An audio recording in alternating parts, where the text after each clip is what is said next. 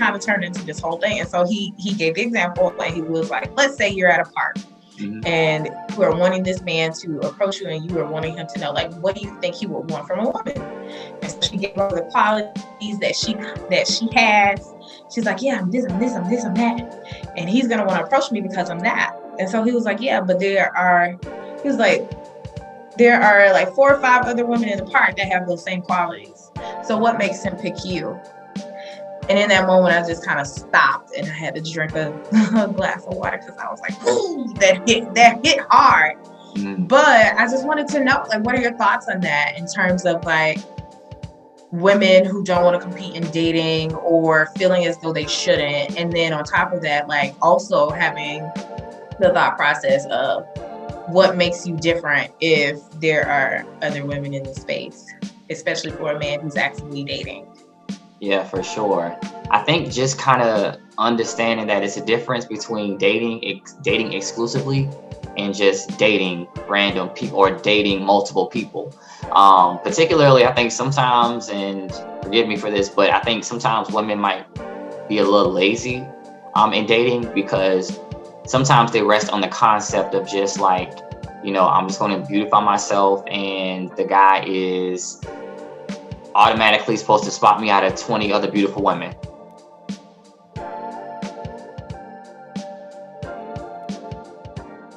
What's up, guys? Welcome back to Still Talk with my ex. I'm Brandon.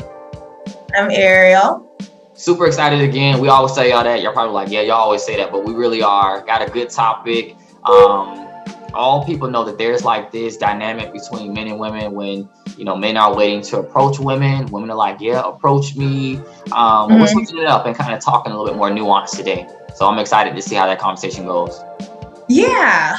So this conversation was kind of based off of a conversation at a friend's soiree that I happened to be attending Memorial Day weekend, and I just we had to come here and talk about it, because it was extremely insightful. And so I wanted to kind of pick your brain about it, Brandon, because it was just like, okay. So let me just give some background to it. So one of my friends, she has decided that she wants to enter the dating scene, see what's out there. She feels like she's taken her time to really get to know herself, what she wants, her core values, as we talk about. And she's identified and obtained her self-identity. And so she's like, here are my standards. This is what I'm going for. I don't want none of the rest of that. So we kind of went down, or she and another one of my friends, who he's engaged to another one of my friends, they started having a conversation, because she was like, hey friend, I would like a male's point of view on this. And so essentially he got to talk about like the misperception of women as it pertains to the dating scene, and not wanting to compete, not really putting ourselves out there, not really making ourselves approachable as it pertains to the dating world. And so I just kind of wanted to like hear your thoughts on that. So I got a couple of scenarios that I'm going to kind of throw at you and get your viewpoint, okay? Sure. Fly away. Okay. So the first viewpoint was that, like, my friend, basically, she kind of cut off one of the guys that she was talking to, because essentially he lived in another location. He also was actively dating in that location while also pursuing her. Her perception was, I should not have to compete if you're talking about that you are intrigued by me, or that I pique your interest. And so my male friend was like, but why do you think that way? Like, just out of the gate. And so he gave the example of like, well, men are competing all the time. Like, we're always competing for your attention, your affection, because even though we may send you something, or we may slide in your DMs, or we may approach you, there's someone else that's going to essentially do the same thing. And so we have to prove ourselves in terms of why you should pick us. And so his whole thing was like, if we have to get that energy, why don't you think that you shouldn't? And so like, she was like, because I know who I am, and this and the third, and blah, blah, blah, blah. It kind of turned into this whole thing. And so he gave the example, and he was like, let's say you're at a park and you are wanting this man to approach you, and you are wanting him to know, like, what do you think he would want from a woman? And so she gave her the qualities qualities that she has. She's like, yeah, I'm this, I'm this, I'm this, I'm that. And he's gonna want to approach me because I'm that. And so he was like, yeah, but there are like 4 or 5 other women in the park that have those same qualities. So what makes him pick you? And in that moment, I just kind of stopped and I had to drink a glass of water because I was like, ooh, that hit hard. But I just wanted to know, like, what are your thoughts on that in terms of like women who don't want to compete in dating or feeling as though they shouldn't? And then on top of that, like also having the thought process of what makes you different if there are other women in the space, especially for a man who's actively dating. Yeah, for sure. I think just kind of understanding that it's a difference between dating exclusively and just dating random people or dating multiple people.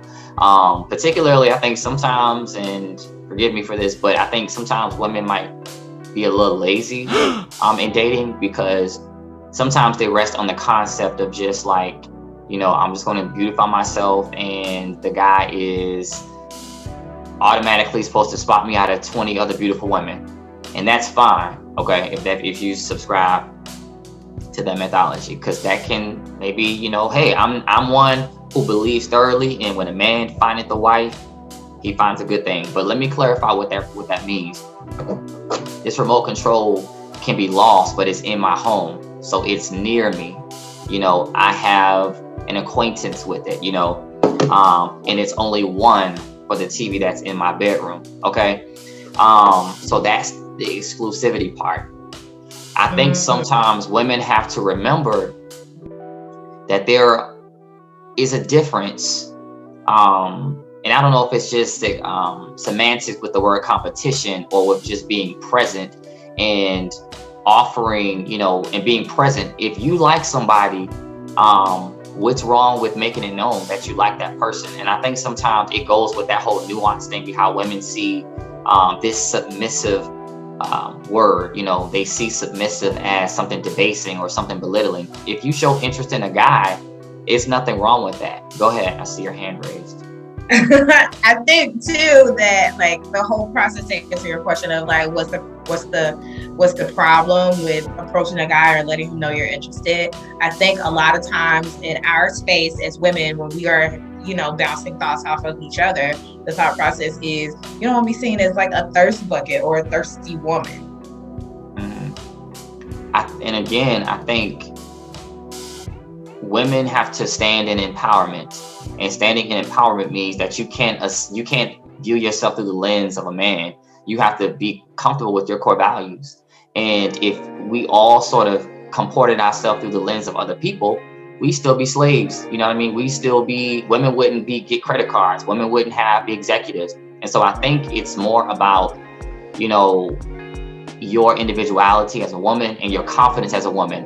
And also, it's not that you're a thirst trap. That's a perception that someone else gave you. If you know who you are, you don't have to assign that label to you just because you see a gentleman, that you feel is attractive and, you might have an interest in, or maybe you have had some conversation and you just want to send them a text or you let them know like, hey, I just want to let you know that I really, find some interest in you and I really want to get to know you. It's nothing wrong with being present in that moment. That has everything to do with being targeted.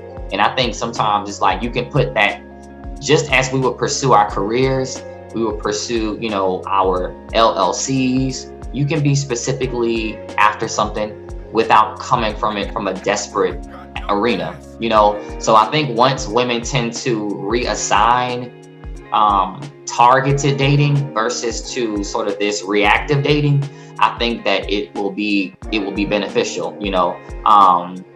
Brothers, we don't have an issue, with. I know I don't have an issue with the woman that's approaching me, because you know what? If she approaches me, that means she's confident. It's how you approach me that distinguishes you from other people and other women. Okay, cool. So let's talk about this, because this was brought up as well. So I am a fan of brunch. If those around me who know me, friends and family included, they know that I like to go to brunch with my girls, do a girls' day, and just really sit, talk, laugh, catch up, do all the things. But essentially, sitting down having a conversation with my friend about that, he was like, "So let me tell you why more than likely a man is not going to approach you in brunch Yeah. because we were talking about the whole like, you know, if I'm out and about, I'm looking good, I'm smelling good, you know, I'm having the time of my life sitting down with my girls, then you know he should just be able to approach me. Like he shouldn't feel any type of way about it." And so my friend was like, "Wrong." And the reason why is because, and he took our friend group for the example, he was like, "All of y'all are beautiful women. It's very intimidating to then walk up to a whole group of beautiful women and single out one. Not only that, but all of y'all got your designer bags on the table. So it could be seen as intimidating." And he was like, "And y'all have all of your brunch carafes. Y'all spent $300 to $400 amongst yourselves, you know, at the table just for brunch." And he's like, "So not only that, but y'all all dressed good. And yeah, y'all are smelling nice and like y'all are having a good time." He was like, "But to take all of that pressure of knowing that, okay, so she may have a bag, so she doesn't need me for that. And on top of that, she already is solidified. She has solidified herself, you know, socially. So she already has some friends. Not only that, but to then have to approach everybody in the group. Yeah, to single out one, but to approach everybody in the group, knowing that her friends are looking you up and down, sizing you up, and they're going to talk about you once you leave the table." And to add to that, there may be, not all the time, because our friend group doesn't do this, but he did make mention. He was like, there may be a friend group where they're just like, "She good. She don't need your approach. You dusty. She good." You know, like that type of. And he was like, why would a man subject himself to that type of rejection amongst a group of 4 to 7 women at a table? And he was like, when he can just like lay back, chill, and talk to, you know, the one or two that's sitting at the bar or what have you. So what are your thoughts on that? Yeah. Well, not to discourage women from going to brunch and congregating, because that's what a lot of women like to do. You know, you like to do brunch. Right. So cool. That's not to say that you can't have brunch. And you know, it's a hypothetical, right? But I Right. agree with the sentiment behind it, that if Okay. you reverse roles, if you were, you know, a woman and you saw a man at a table and he had, you know, his boys and all of them were, you know, sharped up, fresh cuts, you know, they looked like they had, you know, some equity, to say the least. They looked like they had, you know, Yeah. some bank. How would you feel? And I think if you take it further, remember when you were in school and you were walking through the cafeteria and, you know, you're trying to figure out, where do I, you know what I mean? If you like somebody and they might be surrounded by someone else, it can be intimidating. So I think it's being tactful. Like, people have to be tactful. Maybe the guy, you know, will linger until brunch is over and then approach the young lady as she's leaving. That way he doesn't feel as nervous, you know, her surrounded by the rest of the sharks. You know, and maybe women have to recondition the way that they view men and the courage that it takes for a man to come up and approach a woman. You know, Okay. I try to tell people all the time, it's like, you know, you know, men, we are trained, you know, I think naturally to be pursuers, to be providers, to be leaders. I think it's innately in us. But I also think sometimes we are not given sort of this, we're not always given the empathy that it takes courage, and that we don't always like rejection, you know, and the rejection that a male feels is not less than the rejection that a woman would feel. And so I think trying to kind of share and role reverse helps. And then too, like, remember, we are living in a day and time now where we got the dating apps. We have all of these social media. People can go on your DMs, you know. So most people are not approaching, you know, women like that no more. They're just like, you know, going in their DMs or hollering. I had a young lady just holler at me through the window, "Hey, you're cute," you know, as I politely rolled up my window and kept kept driving down the highway. You know what I mean? So it's like trying to trying to understand how to reach people and how to meet. I get that it's like it's nuanced, but I think women have to be more tactful and brothers have to be more tactful as well too. But I'm not going to tell a woman not to go to brunch and not to have, do you boss up and do you. But I think it's just how we process everything in general. So brothers, maybe wait till she finishes with her girls. You know what I'm saying? And I'm not going to allow that to intimidate me, but it's also not everyone is me. You know what I'm saying? And I understand that as well too. Because I have had guys that have been like rejected and like majorly affected their confidence. So I get it as well too. Yeah. And I think that was like my friend's thing. It wasn't to not go out to brunch. It was more so of like the expectations of men should be approaching you in this type of environment. And he's like, it's kind of problematic in the sense that it's like, okay, you're expecting one man to come up to a table full of women who all look good, who all dress nice, who all got banged and have secured the bag, and who all got their designer bags sitting on the table somewhere nearby. And you're just wanting him to zero in on one of y'all and have a conversation as if he doesn't realize that there will be judgment and he's going to be on the chopping block the moment he walks away. So, yeah, I can get that based off of that explanation. Okay, cool. All right, so...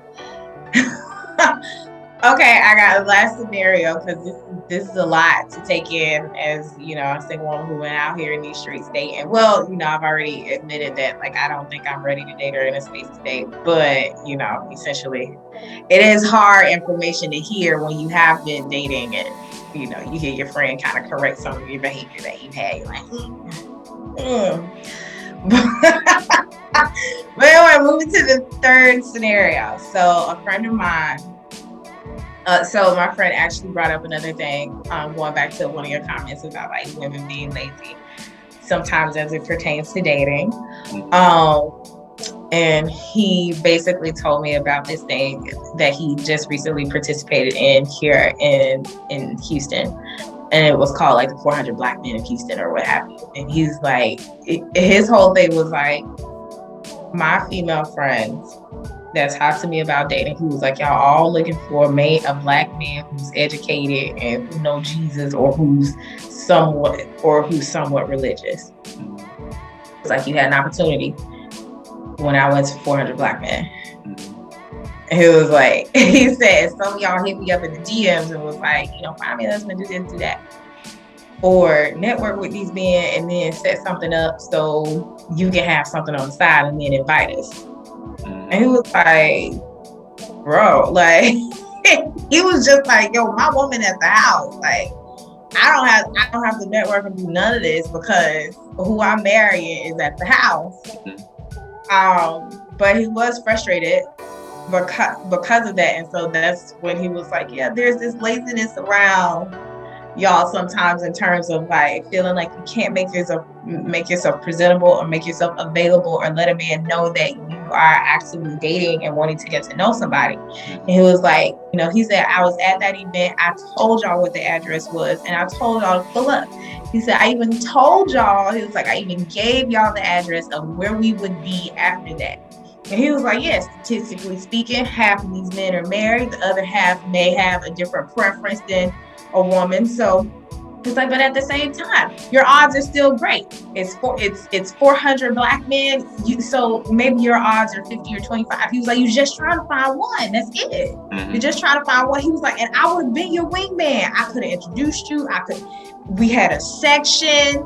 And he was like, we had a whole section of just 400 Black men. Took out like a whole restaurant. And he said, I gave the restaurant. I could have got y'all in. And I told y'all what time we would be there. Yeah. And he asked our group of friends, he was like, guess how many of y'all showed up or responded back to me?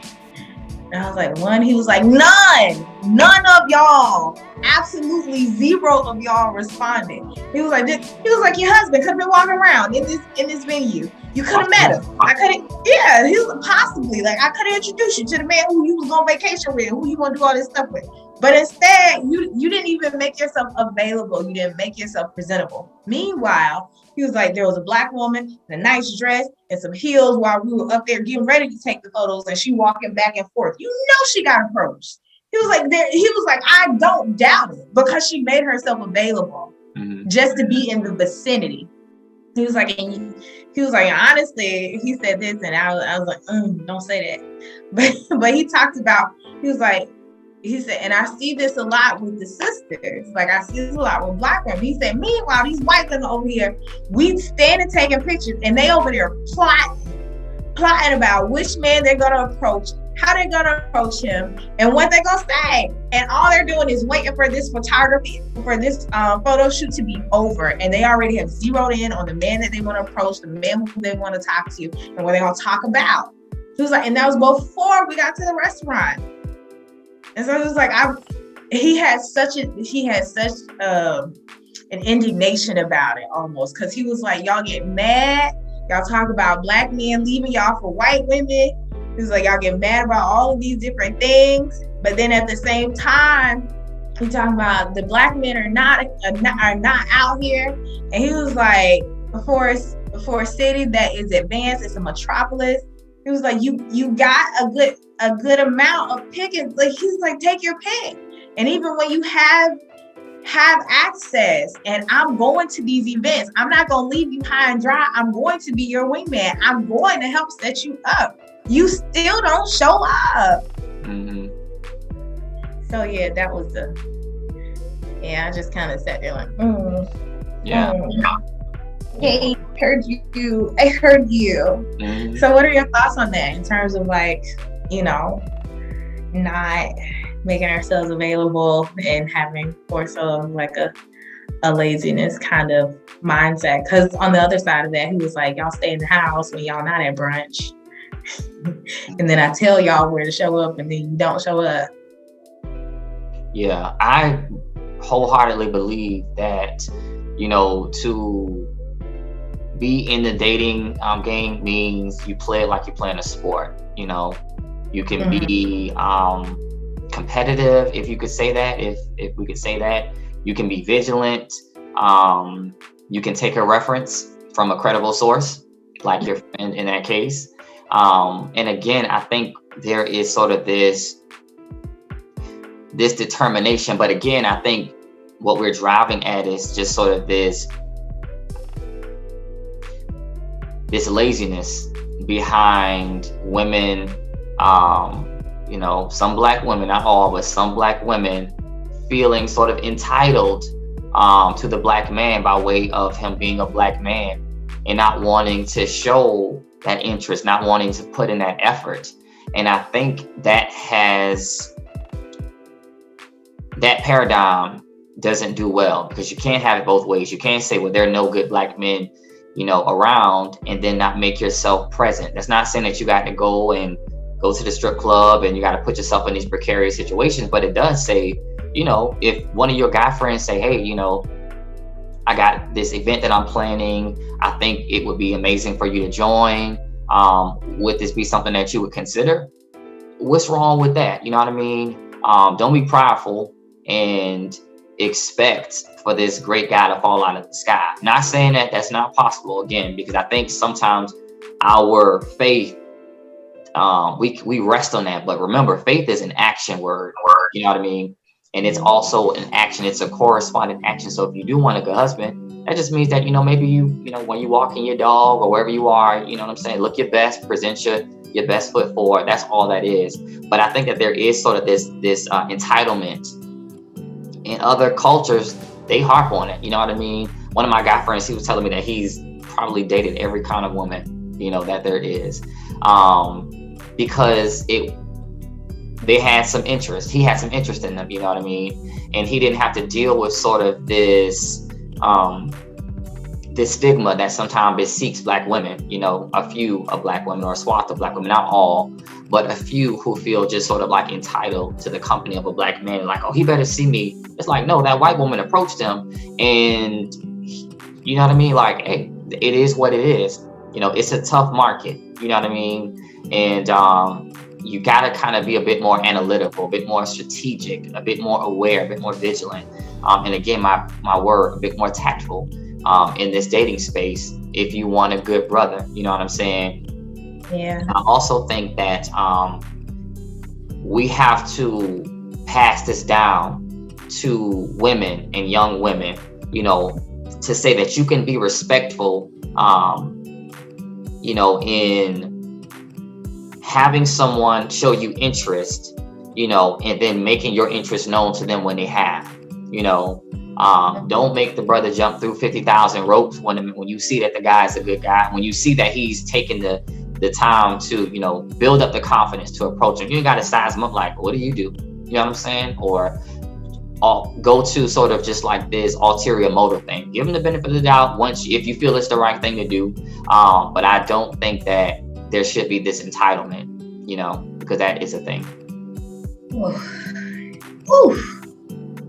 Wow. Wow. Okay. Well, yeah, guys, that's all I have. I can't take any more. I'm gonna toss it off to Brandon for the last few words and find some water and drink it.